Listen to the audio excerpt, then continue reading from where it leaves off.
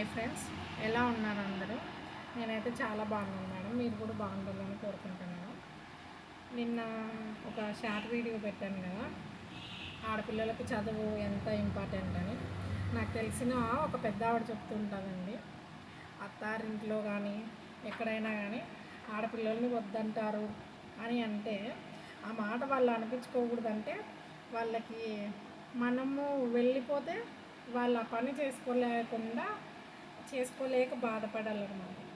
ఆ అమౌంట్ విషయంలో కానీ ఇంట్లో పని కానీ ఏదైనా కానీ ఆ కోడలు వెళ్ళిపోతే ఎలాగా, ఇదంతా మాకే పడుతుంది, మాకే చేస్తుంది, తను వెళ్ళిపోతే మాకే ఇబ్బంది అవుతుంది అని అంతగా మనము పైకి ఎదగాలండి ఆడపిల్లలు అనేది. అమౌంట్ విషయంలో అయినా అంతే. ఇప్పుడు మనము ఏం పని చేయకుండా ఇంటికాడ ఊరినే ఉన్నామంటే అమౌంట్ సంపాదించేదే కానీ, డబ్బు విషయమే కానీ, ఇంట్లో పని విషయమే కానీ ఏదైనా చేయలేదంటే మనము చేయకోకుండా ఉంటే మీరున్నా ఒకటే లేకున్నా ఒకటే, మనకి ఎప్పుడెప్పుడు పుట్టింటికి పోతారా అని ఆలోచన చేస్తారు.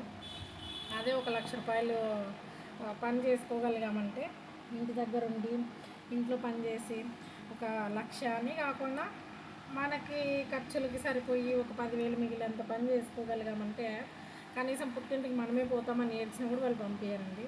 ఎందుకంటే ఇక్కడ అమౌంట్ ఆగిపోతుంది, మన పని కూడా వాడు చేయాల్సి వస్తుంది. లేదు మనం ఏం పని చేసుకోలేదు అని అంటే ఇంకా ఒకటే మాటే, పుట్టింటి వాళ్ళ మీద పడి ఏడుస్తుంటారు. ఈ ఈ సమాజం అందరూ అంతేలేండి, ఒకరని కాదు.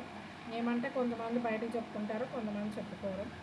ఒకటే ఒక మాట, ఏది అడిగినా మీ అమ్మగారింటి దగ్గర నుంచి తెచ్చినామా, మీ అమ్మ వాళ్ళని అడుగు, అక్కడ లేదు ఇక్కడ లేదు. ఎందుకు అడుగుతారండి తల్లిదండ్రులని? వాళ్ళు పెళ్ళి చేశాక అయిపోయింది వాళ్ళ బాధ్యత, మనం చదివించి చేసి పెట్టింటారు. ఒకవేళ వాళ్ళు మీ ఇంటి దగ్గర నుంచి తెచ్చుకోమనేది ఎందుకు డబ్బులు, మీకు తిండి పెట్టలేక వాళ్ళు మీ ఇంటి దగ్గర తెచ్చుకోండి అని అంటున్నారు.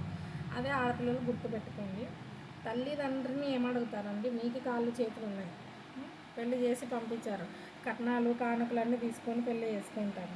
మళ్ళీ పోయి ఏ మొహం పెట్టుకొని తల్లిదండ్రులను అడుగుతారు చెప్పండి? మాకు అవి ఇవ్వండి ఇవి ఇవ్వండి అని. అందుకే వాళ్ళు ఏ వస్తువు అయితే అడుగుతున్నారో మీ పుట్టింటి కాడ నుంచి తెచ్చుకోండి అని, అదే వస్తువు మీరు అత్తగారి ఇంటికాడ ఉండే పని చేసి సంపాదించి వాళ్ళకి ఇవ్వాలి మీరు, వాళ్ళు అడిగిన వస్తువు. అప్పుడు మీకు బాధ ఉండదు, మీ తల్లిదండ్రులకి బాధ ఉండదు, అత్తమామలకు కూడా బాధ ఉండదు. ఎందుకంటే మీరే సంపాదించుకుంటున్నారు కదా. అమ్మ నాన్నలకంటే వాళ్ళ బాధ్యత వాళ్ళకి, వాళ్ళ అప్పులు పెళ్ళి పెట్టిన ఖర్చులు చాలానే ఉంటాయి. అందుకే కనీసం బ్లౌజులు కూడా ఏదైనా తెచ్చుకుంటే, మరి ఇంట్లో కోడలు బయటికి పోయి పని చేస్తే చదివించుంటారు తల్లిదండ్రులు, ఏమో ఆడపిల్లలు చదివించినా కూడా బయట పోయి పని చేస్తే ప్రెస్టేజ్ ఇస్తుంది. ఆడపిల్లలు మీ భార్యను బయట పంపించి పని చేపిస్తున్నావా, మా ఇంట్లో ఆడపిల్లలు బయట పోయి పని చేసే సాంప్రదాయం లేదు, మా ఇంట్లో వాళ్ళు బయటికి పోకూడదు, ఆడపిల్లలు పోతే మాకు పరువు తక్కువ అని మాట్లాడతారు. ఈ ఖర్చుకి ఏదైనా ఇబ్బంది వస్తే వాళ్ళు పని చేయకూడదు, ఆడపిల్లలు జాబ్కి పోకూడదు, కానీ డబ్బులు పుట్టింటికాడ నుంచి రావాలంటారు. ఎలా వస్తాయండి? అందుకే ఏదో ఇంటి దగ్గర ఉండి ఏదో ఒకటి, ఈ కాలంలో అయితే బ్యూటీషియన్ బాగానే ఫేమస్, తర్వాత పికిల్ బిజినెస్ బాగానే ఉన్నాయి, ఇవి బ్లౌజ్ స్టిచ్చింగ్ కూడా బాగానే ఉంది. ఫీల్డ్ ఇంటి దగ్గర నుంచి చేసుకోవచ్చు అండి ఇవన్నీ.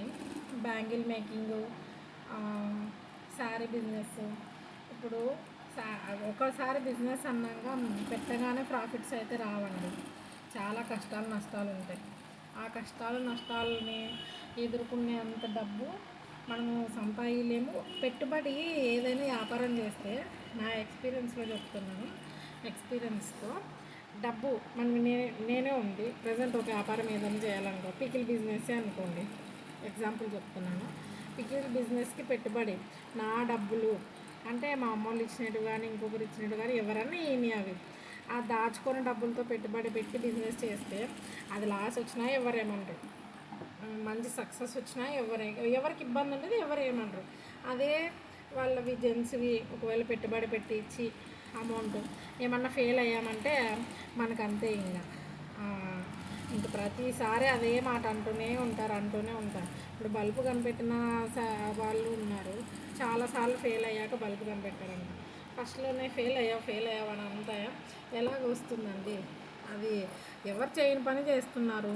అప్పుడు దాంట్లో ఉండే కష్టాలు నష్టాలు, వ్యాపారంలో ఉండే మెలకువలు, వ్యాపారం చేసే విధానం, ఎక్కడ ఏ స్టాక్ తెచ్చుకోవాలి, ఎక్కడ ఎవరితో ఎట్లా మాట్లాడాలి, అవన్నీ నేర్చుకోవాలి ఒకటేసారి రా.